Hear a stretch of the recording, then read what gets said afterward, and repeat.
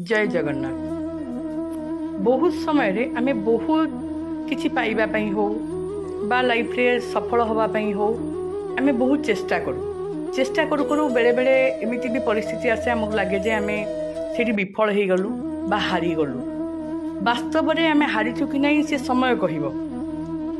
आ हारिबा पई जे आमे लढुछु बा परिश्रम करूछु बा आम चेष्टा जारी रखिछु ता नुहे।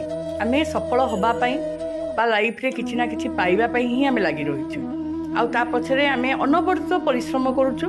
आ से लक्ष्य स्थल रे पहुंचबा पई ही आमे जेमिति आम जीवनटा सेइथि पई उद्देश्य बोली आमे भाबी नेइछु। किंतु बहुत समय रे एइभली मने हुए जे मु पारिबिनी, मु करि पारिबिनी बा मु हारी गली ना, मु केबे हारिबिनी ए मनोभाव रखिबा। आ जदि मु निजको निजे कहिबि जे मु हारी गली मन रखु से जगह मत कहीं जिते पारे कारण मु निजको निजे ग्रहण कर मु हारी जाइए माने मत किए जिते पार जिते मो मन कह हाँ मु जीतबी मु निश्चिंत मो लक्ष्य स्थल जा पहुँचबी जहाँ भी जाऊना कहीं कारण मु मो कर्म लगिकी रही मो कर्म को अविरत भाव में करुँची मो लक्ष्य स्थिर अच्छी आ निश्चिंत जा पहुँचबी से निश्चिंत आपण लक्ष्य स्थल में पहुँची जाए जीवन में निश्चय भी सफल हे।